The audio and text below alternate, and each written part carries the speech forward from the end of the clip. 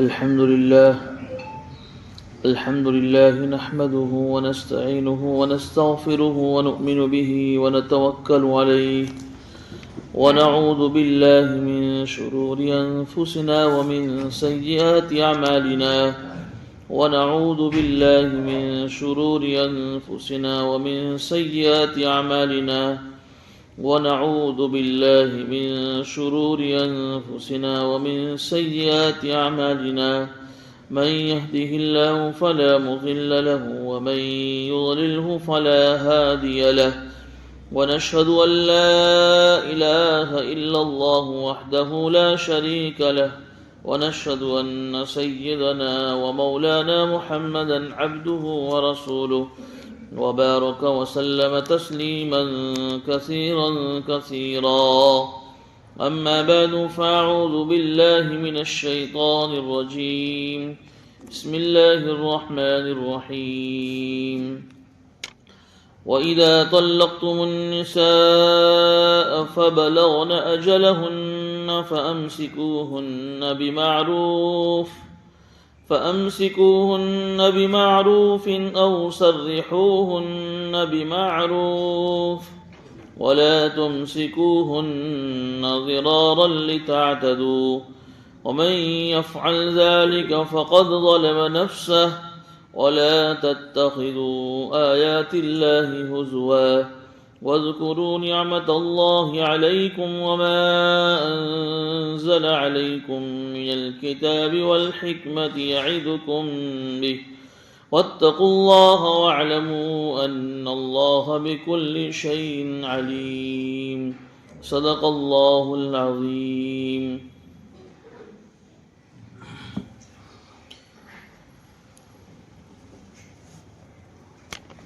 سورہ بقرہ آیت نمبر 231 کی تلاوت کی گئی ہے.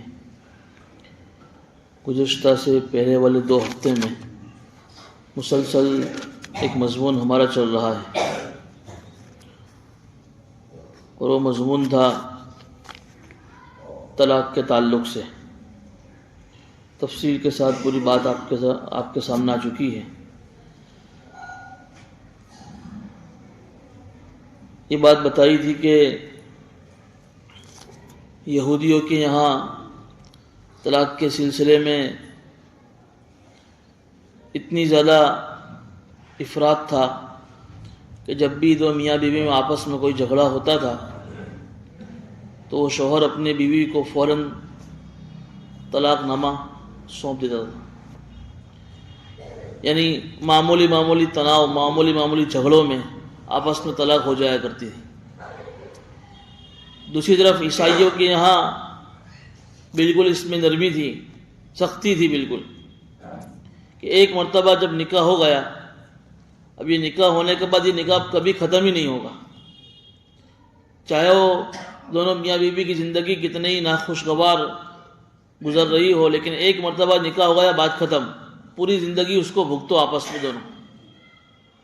یہ سراسر ایک دوسرے پر ظلم ہے. اسلام نے ان دونوں کے درمیان کی راہ نکالی اور یہ بتایا کہ یہودیوں کی طرح ایسا بھی مت کرو کہ بات میں تم طلاق دے دو، اور عیسائی کی طرح ایسا بھی نہیں ہے کہ اب زندگی کی گاڑی چل نہیں سکتی ہے تو تم کو اب نبھانا ہی پڑے. بلکہ یوں کہا کہ نکاح ہوتا ہی اس لیے کہ دونوں آپس میں پوری زندگی ایک دوسرے کا ساتھ دیں، زندگی بھر کا ساتھ ہونا چاہیے. لیکن اگر آپس کے اندر مزاج کے میچنگ سیٹنگ نہ ہونے کی وجہ سے دونوں میں نباہ نہیں ہو رہا ہے تو پھر اس کے لیے صلح کی کوشش کرنی چاہیے. اس کا پورا طریقہ آپ سن چکے اب. لیکن صلح کی ساری کوششیں کرانے کے بعد بھی اب دونوں کے درمیان میں ایسی نوبت آ گئی ہے کہ اب یہ زندگی کی گاڑی آگے نہیں چل سکتی ہے، تو اس کے لیے شریعت نے اب طلاق کی گنجائش دی ہے. طلاق کا مطلب یہ ہوتا ہے کہ طلاق کے ذریعے سے دونوں میاں بیوی ایک دوسرے سے جدا ہو جاوے اور پھر عدت گزرنے کے بعد وہ اس کے رستے پر، یہ اس کے رستے پر. اس لیے حدیث شریف میں آتا ہے کہ مجبوری میں طلاق کو استعمال کرنے کی اجازت شوہر کو اللہ نے دی ہے.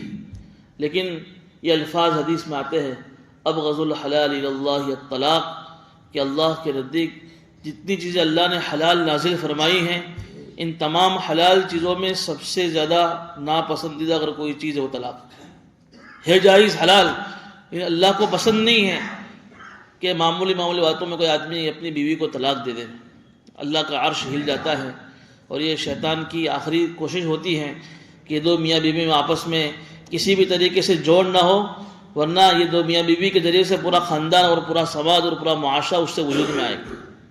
تو بہرحال یہ طلاق مجبوری میں ہے، لیکن طلاق کی اجازت شریعت نے دی ہے۔ اب طلاق کی جب اجازت دی ہے تو طلاق کا جو پاور اللہ نے مرد کو دیا ہے اس کو اس پاور کا صحیح استعمال کرنا چاہیے۔ یہ نہیں کہ جہالت کے اندر اور غصے میں آ کر اور بے دینی کی وجہ سے آدمی دھڑلے سے 3 طلاق دے ہوئے، یا 3 طلاق سے زیادہ 1000 طلاق، 2000 طلاق، 5 طلاق، ایسے بھی آدمی طلاق کے الفاظ بول جاتا ہے۔ یہ جہالت ہے، سراسر بے دینی ہے، اور یہ شریعت کا علم نہ ہونے کی وجہ سے ایسے آدمی کی وجہ سے ہماری شریعت بھی بدنام ہوتی ہے۔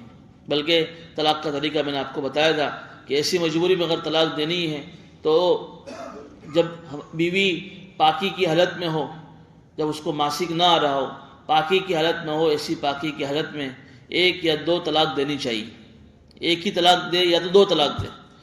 اب جب طلاق 1 دی یا 2 دی، اس میں بھی اس طلاق کے صاف الفاظ بولنے چاہیے، جس کو طلاق صریح کہتے ہیں، طلاق رجعی کہتے ہیں، کہ میں 1 تجھے طلاق دیتا ہوں یا تجھے 2 طلاق دیتا ہوں۔ 3 طلاق کا الفاظ استعمال نہ کریں۔ جب 1 طلاق دی یا 2 طلاق دی، ایسے پاکی میں جس پاکی میں اس شوہر نے اس بیوی سے جمع نہ کیا ہو تو یہ طلاق ہو گئی۔ اب اس طلاق کے بعد آج کی جو آیت پڑھی گئی ہیں کہ اب طلاق ہو گئی ہے تو طلاق کا پہلا جو اثر آئے گا وہ کیا آئے گا؟ عدت میں بیٹھنا ہی پڑے گا۔ ابھی 2 ہفتے پہلے جب یہ مضمون چل رہا تھا تو ایک ساتھی نے سمجھا کہ طلاق جب شوہر 3 دیتا ہے تو ہی عدت آتی ہے، ایسا نہیں ہے۔ 1 طلاق دے، 2 طلاق دے کہ 3 طلاق دے، تینوں صورتوں میں عدت آئے گی۔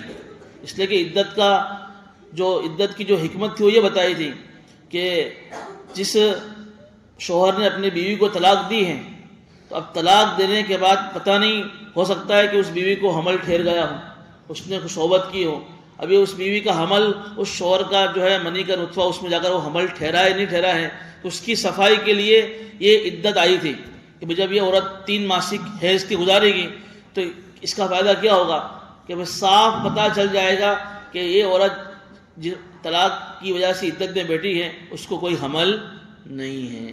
ایک تو عدت کا فائدہ یہ بتایا تھا کہ بھئی یہ حمل نہ ہونے کی وجہ سے عورت کا حمل بالکل صاف ہو گیا، ابھی عورت طلاق کے بعد عدت کے بعد کسی دوسرے عورت شوہر سے کسی دوسرے مرد سے نکاح میں جا سکتی ہے۔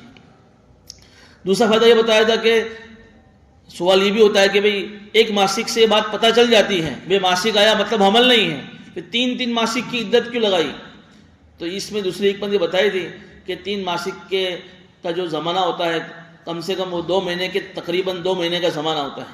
ان 2 مہینے کے زمانے میں جب عورت عدت میں بیٹھے گی، ہو سکتا ہے کہ عورت کو بھی پچھتاوا ہوئے کہ میری اپنی غلطی کی وجہ سے میرے شوہر نے مجھے طلاق دی تھی، میں نے اچھا کام نہیں کیا۔ ہو سکتا ہے شوہر کو پچھتاوا ہوئے کہ میں نے غصے میں آ کر میری اپنی جو ہے کسی ناپسمجھی کے اندر، میرے اپنی کسی جو ہے ایسی الجھن کی وجہ سے میں نے اپنی بیوی کو ستا کر اس کو طلاق دی ہے۔ اب 2 مہینے کا ایک وقفہ ہوتا ہے دونوں کو آپس میں ایک دوسرے کو سمجھنے کا، اپنی غلطیوں کو۔ جب اس غلطی پر دونوں کو افسوس ہو جاوے تو شریعت نے موقع دیا ہے کہ ابھی عدت باقی ہے تو عدت میں ہی کیا کرے؟ شوہر عورت سے رجوع کر لے۔ اگر 1 یا 2 طلاق دی ہیں اور طلاق کے صاف الفاظ استعمال کیے ہیں، عورت عدت میں بیٹھی ہے، اسی عدت میں شوہر عورت کے پاس جائے اور اس سے کہے کہ میں تجھ سے رجوع کرتا ہوں، تجھ کو دوبارہ اپنے نکاح میں لے لیتا ہوں۔ دوبارہ نکاح پڑھنے کی ضرورت نہیں، نکاح کے الفاظ کے استعمال کی ضرورت نہیں، صرف رجوع کا الفاظ بولے گا، آٹومیٹک وہ عورت اس کے نکاح میں آ جائے گی۔ اور اگر عدت پوری ہو گئی ہے تو پھر بھی چونکہ 1 طلاق دی ہے یا 2 طلاق دی ہیں تو اس کے بعد بھی دونوں کو دوبارہ نئے نکاح کر کے ایک دوسرے کے لیے ایک عورت کو شوہر کے نکاح میں آنے کی گنجائش باقی رہتی ہے۔ تو یہاں آج کے درس میں یہی مضمون آیا ہے کہ وَإِذَا طَلَّقْتُمُ النِّسَاءَ، جب تم اپنی عورتوں کو طلاق دے دو، فَبَلَغْنَ أَجَلَهُنَّ، اور جب ان کی عدت پوری ہو جائے، یعنی عدت کے درمیان میں اس نے رجوع کیا نہیں۔ اب 2 آپشن ہیں، فَأَمْسِكُوهُنَّ بِمَعْرُوفٍ۔ پہلا آپشن کیا ہے کہ اگر تمہیں طلاق دینے کے بعد اپنی عورت کو دوبارہ نکاح میں لانا ہے تو بھلے طریقے سے اس کو دوبارہ نکاح میں لے آؤ، یا تو عدت میں رجوع کر کے یا عدت کے بعد نکاح کر کے۔ دیکھیے بھلے طریقہ یعنی اچھے انداز سے، معروف کا ترجمہ کریں گے اچھے انداز میں، بھلے انداز میں، آگے اس کی تشریح آ رہی ہے۔ یہ ایک آپشن کہ بھائی دونوں کو آپس میں، جیسے میں نے کہا کہ بھائی طلاق کے بعد احساس ہوا کہ چھوٹے چھوٹے بچے ہیں، کیا ہوگا، چلو وہ دوبارہ نکاح کے بندھن میں آ جاتے ہیں، تو یا تو عدت میں ہے تو رجوع کر لے، عدت کے بعد بھلے طریقے سے نکاح کر لے اور دونوں کی زندگی گاڑی چلنے لگے گی. یہ ایک آپشن. دوسرا آپشن ہے او صرحوہن بمعروف، یا بھلے طریقے سے اس کو روانہ کر دیں. یعنی طلاق دی ہے، اب اس کی عدت پوری ہو گئی ہے، لیکن عدت پوری ہونے کے بعد بھی دونوں کو احساس نہیں ہے، مطلب یہ کہ بھئی نہیں، یہ جو ہم نے فیصلہ لیا ہے طلاق کا یہ صحیح لیا ہے، کتنے سال ہو گئے میچنگ سیٹنگ نہیں ہو رہا ہے، آپس میں ایک دوسرے کے مزاج نہیں مل رہے ہیں، اب یہ رشتہ اب نبھ نہیں سکتا ہے، تو کوئی بات نہیں ہے. مجبوری میں جب تم نے طلاق دی ہے، اس کی عدت پوری ہو گئی ہے، تو مرد کو چاہیے کہ عورت کو بھلے طریقے سے اس کو روانہ کر دے. کیا مطلب روانہ کرنے کا؟ کہ بھئی بھلے طریقے سے روانہ کرنے کا مطلب یہ ہے کہ بعض مرتبہ شوہر یہ کرتا ہے کہ دیکھ، میں نے تیرے کو نکاح کے ٹائم پر جو بھی تیرے کو دیا سب میرے کو واپس کر دے. شوہر عورت سے مانگتا ہے سب، فلاں موقع پر میں نے تیرے کو فلاں سونے کی چیز دلائی تھی، فلاں موقع پر فلاں چاندی کی چیز دلائی تھی، فلاں موقع پر تجھے اتنے میں نے روپے کیش دیے تھے، ایک ایک رقم اس سے گنوا رہا ہے اور ساری چیز اس سے مانگ رہا ہے. تو شریعت کہتی ہے کہ یہ مناسب نہیں. تم نے نکاح کے درمیان میں جو آپس میں دوسرے کو ہدیے، تحفے، گفٹ دیے ہیں وہ اس کے ہو گئے. اب تم یہ مناسب نہیں کر رہے ہو کہ طلاق دے کر اس کو جو ہے جو چیزیں تم نے دی اس سے مانگ رہے ہو، یہ بھلا انداز نہیں ہے. یا پھر یہ ہو رہا ہے کہ جب طلاق ہو رہی ہے تو دونوں خاندان والے آپس میں ایک دوسرے کو گالیاں بول رہے ہیں، ایک دوسرے کی عزتیں جو ہے اچھال رہے ہیں، ایک دوسرے کو بدنام کر رہے ہیں، ایک دوسرے کو کیس کی دھمکیاں دے رہے ہیں. یہ بھی نہیں بھلا انداز. بھائی تم نے بہت کوشش کی صلح کرانے کی، آپس میں دو خاندان ملے، آپس میں دو سماج کے لوگ ملے، آپس میں دونوں میاں بیوی نے بند بنانے میں کوشش کری کہ ہو ہی نہیں رہا ہے. کوئی بات نہیں، اب نہیں ہو رہا ہے تو مجبوری میں اب تم طلاق دے رہے ہو تو بھائی بھلا انداز اختیار کرو. بھلا انداز کا مطلب یہ کہ بھائی کیوں اس کی عزت کو تم اچھال رہے ہو، کیوں وہ تمہاری عزت اچھال رہی ہے. تم کو اس سے اچھا ملے گا، اس کو تمہارے سے اچھا مل جائے گا. لیکن یہ جو ہو رہا ہے کہ ایسے موقع پر آدمی جو ہے یا تو شوہر کے خاندان والے یا بیوی کے خاندان والے دونوں یا دونوں میں سے کوئی ایک جذبات میں آ کر، غصے میں آ کر جو حرکتیں کرتے ہیں، شریعت اس کو منع کرتی ہے. کتنا اچھا انداز ہے شریعت کا کہ عدت کے بعد اگر دونوں کو دوبارہ نکاح میں آنا ہے تو اچھے انداز سے آؤ. نہیں نکاح میں آنا ہے، فیصلہ برابر رہے طلاق کا، تو دونوں اچھی طرح سے جدا ہو جاؤ. لیکن یہ حرکتیں جو کر رہے ہو یہ حرکتیں مناسب نہیں ہیں. بلکہ دوسرے موقع پر تو یہ بھی آتا ہے کہ شوہر ایسے موقع پر طلاق دے رہا ہے، اوپر سے عورت کو ایک جوڑا ہدیہ میں دے، گفٹ کرے. اس سے اچھی اسلام کی شریعت کی تعلیم کیا ہو سکتی ہے کہ دونوں نکاح سے جدے ہو رہے ہیں، طلاق ہو رہی ہے، نکاح کا بندھن ٹوٹ رہا ہے، دلوں پر کتنا صدمہ ہے دونوں کے. ایسے موقع پر بھی قرآن کہہ رہا ہے، اس قرآن کی تعلیم یہ ہے کہ بھئی تم اپنی عورت کو گفٹ دو، اس کو ہدیہ دو، ایک جوڑے دو، دو جوڑا دو، یہ تمہاری جیسی بساطت ہو. لیکن یہ کہ تم اس کو پریشان کرو یہ مناسب نہیں. تو یہ دو آپشن بتائے. اب جو پہلا آپشن تھا ولا، اسی کی تشریح آگے آ رہی ہے، ولا تمسکوہن ضرارا لتعتدوا، اور ان کو حیران کرنے کے لیے، ان پر زیادتی کرنے کے لیے ان کو روکے مت رکھو. اب زمانے جاہلیت میں کیسا ہوتا تھا کہ ایک شوہر نے اپنی بیوی کو طلاق دی، عدت میں بیٹھ گئی. اب عدت میں بیٹھی تو شریعت کیا کہتی ہے کہ بھئی رجوع کا حق ہے آپ کو.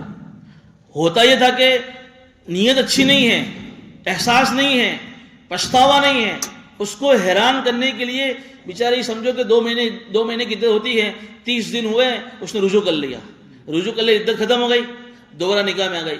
اب کیا کرتے تھے، نکاح ملنے کے بعد دوبارہ اس کو پریشان کر رہے ہیں، واپس پھر اس کو طلاق دے رہے ہیں، واپس پھر عدت میں بیٹھ رہی ہے، واپس رجوع کر رہے ہیں. یعنی رجوع کرنے کا مقصد اس کو حیران کرنا ہے، نیت صحیح نہیں ہے.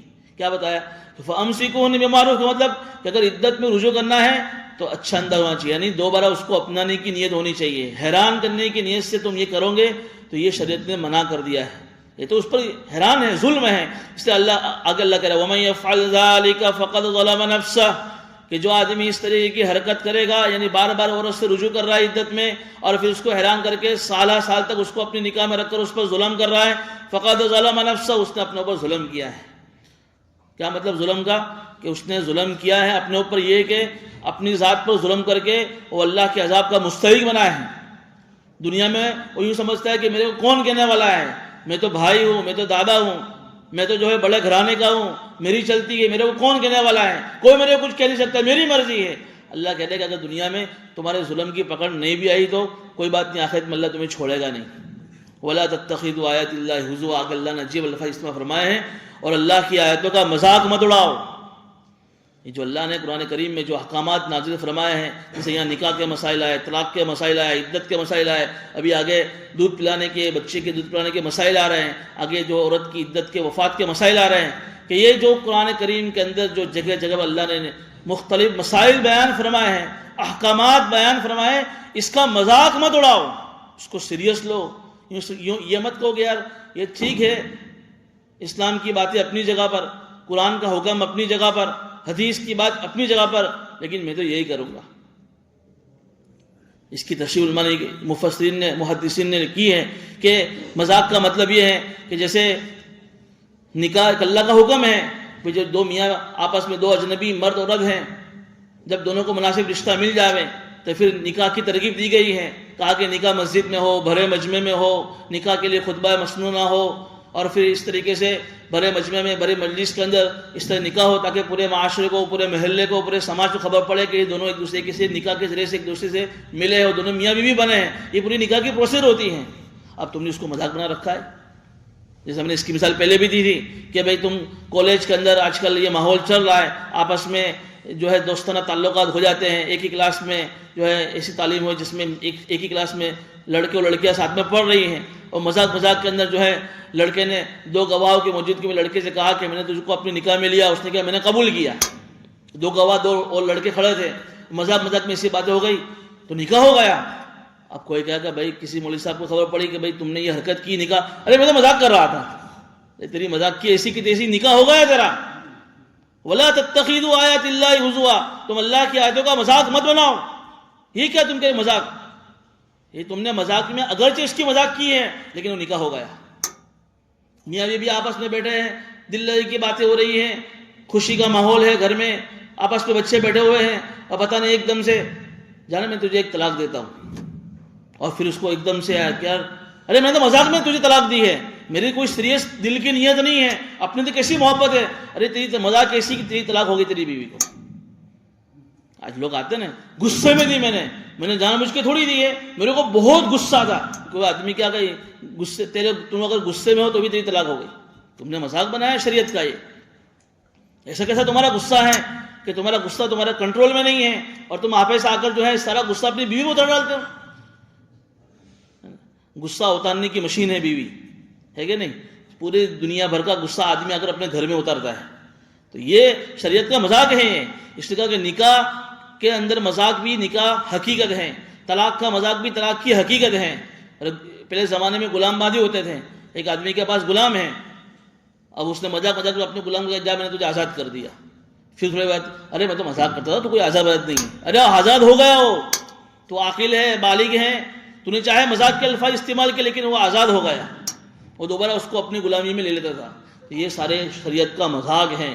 ایسے بہت ساری چیزیں ہیں آدمی مذاق میں کہتا ہے، جیسے میں نے ابھی جمعہ کے بیان میں کہا تھا وہ غسل جنابت کے بارے میں، ایک آدمی کو حالانکہ دیندار تھا لیکن یہ کہ یار یہ شریعت میں غسل جنابت کیا نہیں، اگر آدمی نے اپنی بیوی سے صحبت کی ہے، اس کو رات میں انزال ہو گیا ہے، اس کی منی نکل گئی، اس پر غسل واجب ہو جاتا ہے، تو یار یہ مجھے شریعت کا حکم پسند نہیں۔ کتنا بڑا اس پر ایک صرف زبان سے ایسے الفاظ استعمال کرنے سے اس کی موت ہوئی ہے، مکہ یا مدینہ کے اندر موت ہوئی ہے کہ اللہ نے اس کی جو ہے لاش کو وہاں سے اٹھا کر انگریزوں کے وہاں بھیج دیا اس کی لاش کو۔ بعض مرتبہ آدمی زبان سے ایسے الفاظ استعمال کرتا ہے آدمی کو اس کا احساس بھی نہیں ہوتا ہے کہ میں کیا بول رہا ہوں۔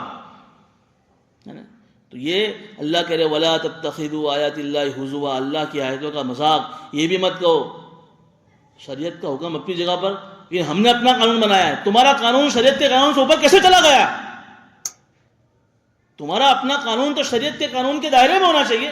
تم قانون بناؤ، تم اصول بناؤ، تم نیم بناؤ، لیکن تمہارے سارے نیم، تمہارے سارے قانون شریعت کے دائرے میں ہونے چاہیے۔ تم مسلمان پھر کیسے؟ یہ کون سے تم نے قانون بنایا ہے شریعت سے ہٹ کر؟ یہ کون سی تم اپنی شریعت لے کر آئے ہو تم؟ یہ کوئی شریعت نہیں ہے، یہ قرآن کی آیتوں کا مذاق ہے۔ قرآن نے اس لیے اللہ کہہ رہا ہے وَاذْكُرُوا نِعْمَتَ اللَّهِ عَلَيْكُمْ، اللہ کی نعمتوں کا جو اللہ نے تم پر نازل کی اس کو یاد کرو، اور اللہ کی وہ کتابیں، اللہ کی وہ حکمت جو اللہ نے تم پر نازل کی جس سے اللہ تمہیں نصیحت کرے اس کو یاد کرو۔ اللہ اپنی نعمتوں کو یاد دلا رہے ہیں۔ اللہ نے مسلمان بنایا، ایمان والے کے گھر میں پیدا فرمایا، نبی کو تم پر نازل فرمایا، نبی کے واسطے تم کو قرآن جیسی کتاب دی، کتاب میں اتنی ساری ہدایت کی باتیں تم پر نازل فرمائی، اتنی ساری نعمتیں اللہ نے تم پر برسائی ہے، اور پھر تم اپنی منمانی چلا رہے ہو شریعت کے معاملے میں۔ اللہ یہاں پر اپنی نعمتوں کو یاد دلا رہے ہیں۔ واتقوا اللہ واعلموا ان اللہ بکل شیء علیم۔ اگر اللہ کہے کہ اللہ سے ڈرو، جہاں بھی ایسے مسئلے آتے ہیں، آخری آیت میں یہ مضمون آتا ہے تقوی کا۔ تقوی مطلب اللہ کا خوف جب تک دل میں نہیں ہوتا ہے نا، پھر وہ آدمی یا تو میاں بیوی ہو، یا آپس میں دو بھائی ہوں، آپس میں دو خاندان ہو، آپس میں دو سماج ہو، کوئی بھی ہو، اللہ کا خوف نہیں ہوتا ہے، تو پھر ایسے موقع پر جب دو لوگ جمع ہوتے ہیں، وہ ایک دوسرے کے حقوق کی پامالی ضرور کرتے ہیں۔ اللہ کے خوف کے بغیر، اللہ کے ڈر کے بغیر کوئی کسی کا حق ادا کر ہی نہیں سکتا ہے۔ اس لیے کہا واتقوا اللہ، اور اللہ سے ڈرو، واعلموا ان اللہ بکل شیء علیم، اور جان لو کہ اللہ کو ہر چیز کا علم ہے۔ تم کیا چھپا رہے ہو؟ تمہاری کیا نیت ہے دل میں؟ تم کیا سوچ رہے ہو؟ سورہ طٰہٰ کی تفسیر بتایا تھا انہ یعلم السر واخفی، سیر کی تفسیر میں بتایا تھا کہ ابھی فی الحال میرے دل میں جو خیالات گھوم رہے ہیں، جو میں زبان پر نہیں لے رہا ہوں، اللہ کو وہ تو معلوم ہے ہی ہے۔ وَأَخْفَى، 10 سال کے بعد میں کیا سوچوں گا، اللہ کو ابھی سے اس کا علم ہے۔ تم کیا گیم پلاننگ بنا رہے ہو، تم کیا جو ہے اسکیمیں لوگوں کے بارے میں کھیل رہے ہو، تم لوگوں کو بیوقوف بنا رہے ہو، اور تم اپنے آپ کو چالاک سمجھ رہے ہو۔ کیسا میں نے اس کو بیوقوف بنایا، کیسا میں نے اس کو جو ہے بیوقوف بنایا، اور تم سمجھو میں کتنا ہوشیار۔ اللہ کرے کہ اللہ کو ہر چیز کا علم ہے، تمہاری نیتیں کیسی ہے، تمہارے ارادے کیسے ہیں، تم کس نیت سے لوگوں کے پاس جا رہے ہو، تم کس نیت سے صلح کرا رہے ہو، تم کس چیز سے کیا کر رہے ہو، سب چیز اللہ کو معلوم ہے۔ تو واتقوا اللہ واعلموا ان اللہ بکل شیء علیم۔ آگے ایک آیت نے ایک مسئلہ اور بیان فرمایا ہے، وَإِذَا طَلَّقْتُمُ النِّسَاءَ فَبَلَغْنَ أَجَلَهُنَّ۔ اب یہ مسئلہ یہ ہے کہ جب طلاق، کسی شوہر نے اپنے بیوی کو طلاق دی، فَبَلَغْنَ أَجَلَهُنَّ، اور اس کی عدت پوری ہو گئی۔ اب عدت پوری ہو گئی تو جو دوسرا جو آپشن تھا کہ رجوع نہیں ہوا، نکاح ختم ہو گیا۔ جب نکاح ختم ہو گیا، وہ اس کے راستے پر، یہ اس کے راستے پر، اب لڑکی کے بھی رشتے آ رہے ہیں، رشتے آئیں گے نا، طلاق پوری ہو جائے گی، عدت ختم ہو جائے گی، طلاق ہونے کی عدت پوری ہو جائے گی تو دوسرے رشتے آنے شروع ہو جائیں گے۔ اب جو لڑکی جس کو اس کے شوہر نے طلاق دی ہے، اس کے رشتے آ رہے ہیں۔ اب وہ جو پہلے والا شوہر ہے جس نے اس کو طلاق دی ہے، اس کو اب احساس ہو رہا ہے، اس کو اب احساس، تو اس نے بھی رشتے کا پیغام بھیجا کہ بھائی چلو ایک مرتبہ پھر سے میرے کو موقع دو، اگر سے میں نے تم کو طلاق دی ہے اور میں نے تم سے عدت میں رجوع بھی نہیں کیا، لیکن اب مجھے احساس ہو رہا ہے، تو اس نے دوبارہ نکاح کا پیغام بھیجا۔ سمجھ میں آیا؟ تو اب ہوتا کیا ہے، یا تو لڑکی گھر والے اس کو شرم آتی ہے، تیرے کو شرم نہیں آئی نکاح کا پیغام بھیجتے ہوئے؟ کیا کیا تو نے جب تیرے نکاح میں تھی تو نے کیا کیا اس کے ساتھ؟ کسی بھی طریقے سے وہ لڑکی چاہے گی تو بھی اس کے رشتہ دار وہاں نکاح ہونے دیں گے؟ نہیں ہونے دیں گے۔ یہ واقعہ صحابہ کی زندگی میں پیش آیا، سننے جیسا ہے۔ جب عاقل بن یسار ایک بہت بڑے صحابی ہیں، ان کی بہن کا نکاح انہوں نے کرایا کسی دوسرے مسلمان سے، وہ بھی تو صحابی ہوں گے اس زمانے میں۔ ہوا ہے کہ دونوں میں آپس میں بنی نہیں، طلاق ہو گئی۔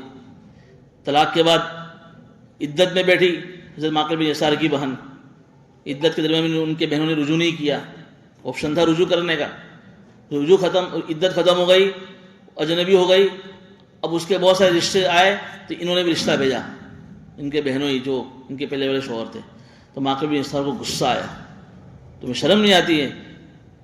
کس منہ سے تم جو ہے میری بہن کو دوبارہ نکاح میں لے کر جاؤں گے؟ کسی طریقے سے یہ رشتہ نہیں ہو سکتا ہے۔ حالانکہ ان کی بہن راضی تھی جانے کے لیے، ان کی بہن راضی تھی کہ چلو، چونکہ آپس میں دونوں زندگی گزار کر آئے ہیں، تو اس کو لگا کہ بھئی اس سے اچھا شوہر دوسرا کیسے ملے گا، یہی تھا۔ لیکن جو بھی ہو، تو حضرت عاقل بن یسار ان کے بھائی نے منع کر دیا، میں یہ تیرا رشتہ دوسری مرتبہ اس کے ساتھ نہیں ہونے دوں گا۔ قرآن کریم کی آیت نازل ہو گئی، وَإِذَا طَلَّقْتُمُ النِّسَاءَ فَبَلَغْنَ أَجَلَهُنَّ، جب تم اپنی عورتوں کو طلاق دے دو، فَبَلَغْنَ أَجَلَهُنَّ، پھر وہ ان کی عدت کو پہنچ جائے، ان کی عدت پوری ہو جائے، فَلَا تَعْضُلُوهُنَّ أَن يَنكِحْنَ أَزْوَاجَهُنَّ، مت روکو ان کو، تم لوگ اس عورت کو اس پہلے والے شوہر سے نکاح کرنے سے۔ وَإِذَا تَرَاضَوْا بَيْنَهُمْ بِالْمَعْرُوفِ، جب کہ دونوں آپس میں راضی ہو۔ عورت بھی راضی تھی نہیں یہاں کہ تمہاری بہن راضی ہیں اور وہ بھی نکاح کا پیغام بھیج رہا ہے۔ اذا تراضوا، جب دونوں آپس میں راضی ہیں تو پھر تم کیوں رکاوٹ بن رہے ہو؟ کتنا بڑا مسئلہ ہے۔ حضرت عاقل بن یسار نے جب یہ آیت سنی، فوراً اسی وقت اللہ کے نبی صلی اللہ علیہ وسلم سے کہا کہ میں اسی وقت میری بہن کا نکاح جا کر پڑھا دیتا ہوں. یہ تھے صحابہ. پہلا کہا قرآن کی آیت نہیں تھی، اس سے کوئی بھی آدمی ہو جس کی فطرت یہ ہوگی وہ اس کو مناسب نہیں سمجھے گا، لیکن قرآن نے کہا کہ نہیں، اگر دونوں راضی نہیں ہے تو کوئی مسئلہ نہیں ہے، دونوں راضی ہیں ایک دوسرے سے ملنے کے لیے، دوبارہ نکاح میں آنے کے لیے، پھر تم کیوں منع کر رہے ہیں؟ فوراً جا کر اپنی بہن کا نکاح اپنے اس پہلے والے شوہر سے کروا دیا.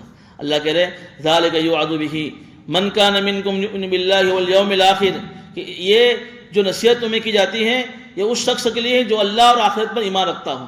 یعنی اگر اللہ کا حکم جب نازل ہو جاوے پھر چاہے تمہیں پسند نہ آئے، لیکن اگر تمہارا ایمان اللہ پر ہے اور آخرت پر ہے تو تم اس نصیحت کو قبول کر لو. جیسے حضرت معقل بن یسار نے فوراً اس آیت کے نازل ہوتے ہی اس حکم کو مان لیا اور اپنی بہن کا نکاح کروا دیا. اگر اللہ نے ایک حکمت یہ بھی بتائی ہے کہ کیوں اللہ نے یہ کہا، اگرچہ ہمارے دل میں بھی سوال آتا ہوا کہ یار ایسا کیوں، شریعت نے ایسا کیوں کہا.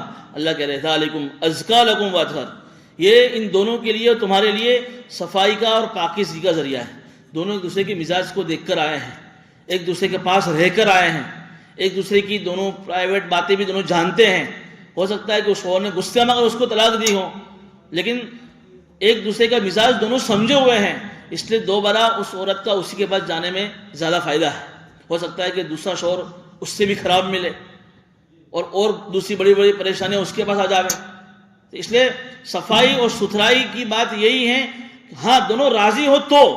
عورت منع کری نہیں مارا نہیں جاؤ، وہ بھی منع کرا کہ مارا نہیں لاوی، بات ختم ہو گئی. اذا تراضوا بینہم کی قید ہے یہ سمجھنا، دونوں راضی ہو تو پھر سماج کو، لوگوں کو، گھر والوں کو، رشتہ داروں کو، بھائیوں کو، بہنوں کو رکاوٹ ڈالنی نہیں چاہیے. واللہ یعلم وانتم لا تعلمون، اللہ کہہ رہے کہ جو میں جانتا ہوں وہ تمہیں نہیں معلوم. کیوں؟ دل میں کیا آ رہا ہے؟ یار اس میں یہ حکمت ہے، اس میں یہ مصلحت ہے. اللہ کہہ رہے کہ تمہاری مصلحت تمہارے پاس، جو مصلحت اور جو حکمت ہے مجھے معلوم ہے تمہیں نہیں معلوم ہے. تم کو میں نے پیدا کیا ہے نا، اس میں نے کیا حکمت رکھی تمہیں کیا معلوم، کہ جب میرا حکم آ جاوے تم اس کو مان لو. علماء نے ایک مسئلہ یہ بھی لکھا ہے، یہ تو آیت کے ضمن میں آیا کہ جب عورت بالغ ہو جائے، لڑکی جب بالغ ہو جائے تو بالغ ہونے کے بعد ماں باپ کو چاہیے کہ جب اس کے رشتے آ رہے ہیں تو اس کے رشتے میں اس کی رضامندی بھی لینی چاہیے. بعض مرتبہ کہ تنہیں خبر نہ پڑے، ہمیں یہ کہیے برابر سے تارے قبول کر ہی لے، ہم ایسا نہیں ہونا چاہیے. عورت بالغ ہے، آزاد ہے، عاقل ہے، عقل مند ہے، تو اس کو بھی شریعت نے کچھ حق دیے ہیں، کچھ رائٹس دیے ہیں. اب بیچارے کو پسند ہی نہیں ہے وہ، اور تم پتہ نہیں کیا دیکھ رہے ہو سامنے والے لڑکے میں، اور کہ نہ بھائی تارا مٹے تو آج سارو سے تارے کروچ پر سے ہی ہیں، تو شریعت کرے کہ ہاں اس کی رضامندی لینی چاہیے. یہاں دو باتیں سمجھنے کی ہیں. ایک تو عورت سے بھی کہا جا رہا ہے کہ تم اپنی مرضی کا رشتہ کرو تو مرضی کا رشتہ کرنے میں کفو کا خیال کرنا. کفو کہتے ہیں کہ بھئی خاندان دونوں آپس میں برابر ہونے چاہیے. اب لڑکی بالکل اتنے اونچے خاندان کی ہے، رویل فیملی کی ہے، اور لڑکا جس کو پسند کر رہی ہے اور بالکل نیچے گھٹے خاندان کا ہے، تو دونوں میں مزاج کہاں سے بنے گا؟ حضرت زینب رضی اللہ عنہ کا نکاح کس سے ہوا تھا؟ حضرت زید سے ہوا تھا کہ نہیں ہوا؟ حضرت زینب کتنے اونچے گھرانے کی تھی، حضرت زید کون تھے؟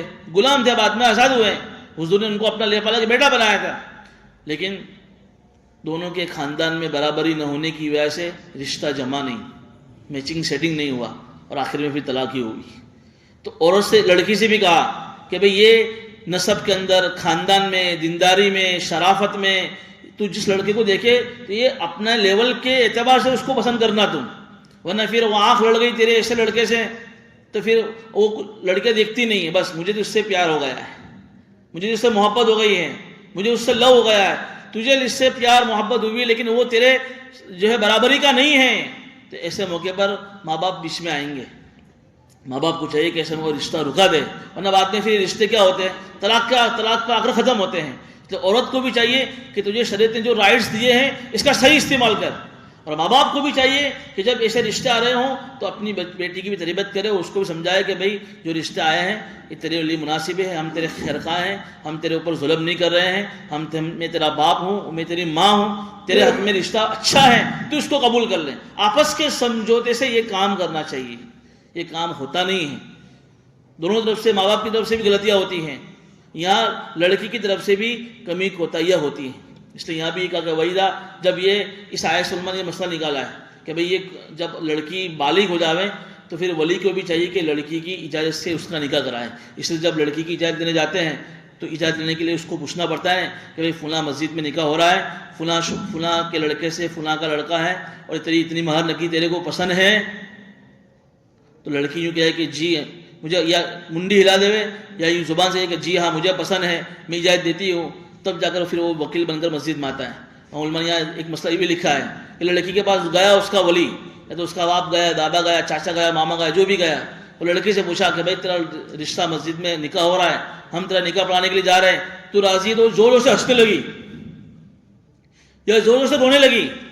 تو علماء کہہ رہے ہیں کہ یہ اس کی اجازت نہیں ہے. کیوں بھائی زور زور سے ہنسنے کا مطلب ہے کہ وہ مذاق بنا رہی ہے کہ تم کو شرم آتی ہے کہ میرا نکاح تم فلاں سے پڑھانے جا رہے ہو, اس لیے ہنس رہی زور زور سے, یا زور سے رو رہی ہے کہ یار تم کو اتنا بھی میری پڑی نہیں ہے اور ایسا رشتہ کرنا چاہ رہا ہوں میرا. کہ زور زور سے ہنسنا بھی اس کی اجازت کی دلیل نہیں ہے. زور زور سے کیسے کیسے باریک مسائل لکھے. ہاں اگر وہ نارمل جواب دے رہی ہے, مطلب نارمل آنکھوں سے آنسو ہے کہ بھئی ماں باپ سے جدائی کی ہوگی, تو وہ تو اجازت کی دلیل ہے. زور زور سے ہنس رہی ہے, زور زور سے رو رہی ہے, تو یہ لڑکی کی طرف سے اجازت نہیں, نکاح نہیں ہوگا, اس کی اجازت پر نکاح موقوف رہے گا. یہ سب باریک مسائل ہیں. اس لیے ماں باپ کو چاہیے کہ جو ہے نکاح کے موقع پر لڑکیوں کو بھی پوچھے. لیکن یہاں پر ایک مسئلہ یہ بھی ہے کہ بھئی بعض مرتبہ جب رشتہ آتے ہیں نا تو وہ کہتے ہیں کہ بھئی ایک بیجا نے جوئی لئیے, تو یہاں پر دکھانے میں کہ گھنٹے کی میٹنگیں ہوتی دونوں کی بند پڑھانے. ایسا نہیں ہونا چاہیے, یہ بھی شریعت میں پسند نہیں کیا گیا ہے. دیکھنے کا مطلب ہے کہ بھئی لڑکا لڑکی کو دیکھ لے کہ اس میں کوئی عیب نہیں ہے اس کی ظاہر اعتبار سے, اور لڑکی لڑکے کو دیکھ لے باقی اخلاق کے اعتبار سے, دیندار کے اعتبار سے, خاندان والے دوسرے کو دیکھ لے. لیکن یہ کہ بند پڑھانے دونوں کی گھنٹے کی 2-2 گھنٹے کی میٹنگ ہو رہی ہے اور بار بار میٹنگ ہو رہی ہے کہ بھئی ہم ایک دوسرے کو پرکھ لے, اس کی شریعت نے گنجائش نہیں دی ہے. اللہ پاک